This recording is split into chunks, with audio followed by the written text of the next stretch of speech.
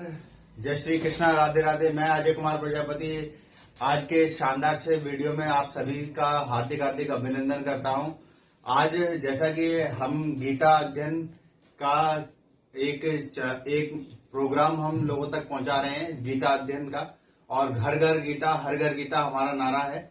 और इस गीता के माध्यम से हम गांवों तक, शहर तक कई सारी माता बहनें जो पढ़ नहीं सकती हैं, जो मतलब अच्छी तरीके से संस्कृत नहीं पढ़ सकती है, वो लोग सुनने के लिए बाहर जाते हैं भागवत, तो उसको हम घर में बैठे बैठे किस तरीके से हम सुन सकते हैं।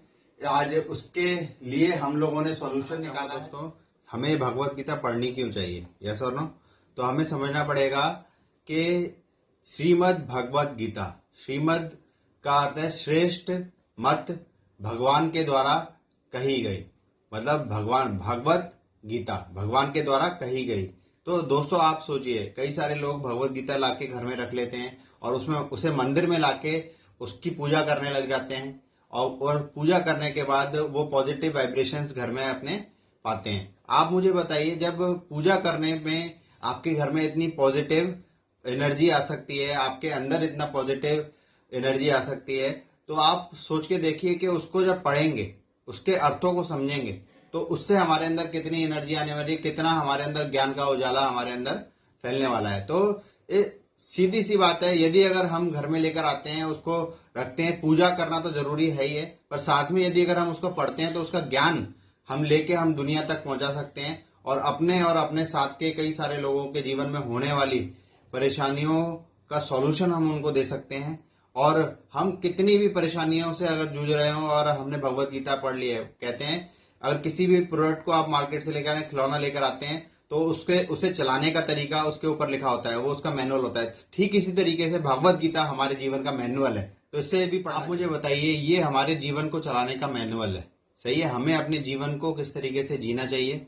माता पिता हमें जन्म देते हैं, और जन्म देने के बाद हमें जीवन को किस तरीके से जीना चाहिए, इसके बारे में हमारे गुरु और कहीं ना कहीं हमें ज्ञान के माध्यम से हमें समझ में आता है कि हमें अपने जीवन को किस तरीके से जीना चाहिए। और आप मुझे बताइए, अगर ये गीता, ये भगवत गीता अगर हम हर घर तक पहुंचा दें, तो आप बताइए, मंदिरों में बच्चों को रोज एक श्लोक या 2 श्लोक अगर हम उन्हें रोज पढ़ाते हैं, तो आप मुझे बताइए हर रोज बच्चे के अंदर कितनी नॉलेज जाएगी, कितनी पॉजिटिव एनर्जी जाएगी। आज हम बच्चों को मोबाइल दे देते हैं, मोबाइल देने के बाद वो बच्चा उसमें क्या देख रहा है ये हमें नहीं पता, बट यदि अगर हम अपने संरक्षण में बच्चों को रोज मंदिर में पूजा करना सिखा दें, और 2 श्लोक पढ़ना या 1 श्लोक पढ़ना सिखा दें, और उसका अर्थ हम समझा दें, तो कहीं ना कहीं जैसे बच्चे को जैसा ज्ञान दिया जाएगा वैसे वैसे वो बच्चा पनपता है। तो ठीक इसी तरीके से उस बच्चे का बहुत अच्छे से माइंड डेवलप हो पाएगा, पॉजिटिव एनर्जी उसके अंदर आएगी।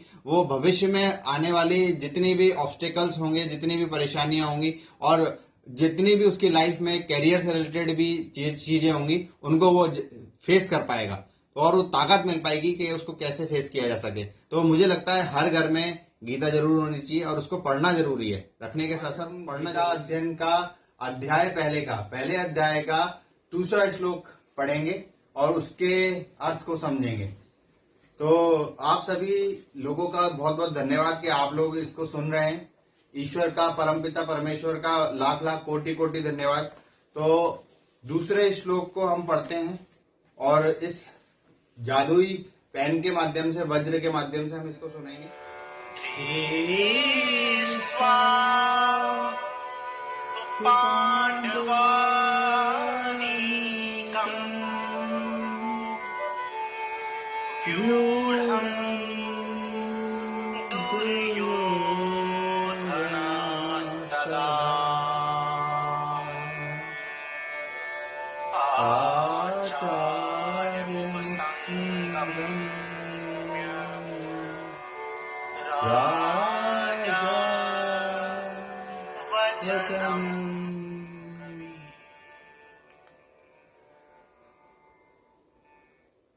Volume up. अब इसका अर्थ हम समझते हैं कि इसका अर्थ क्या है।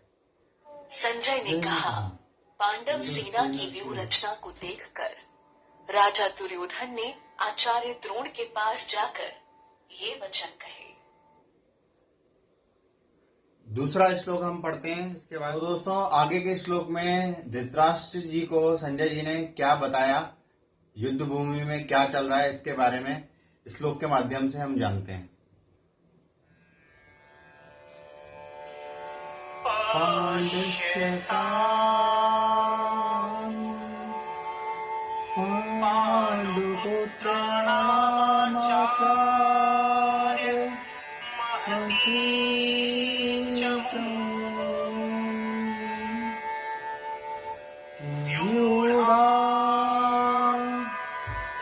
द्रुपद पुत्रेण तव शिष्येण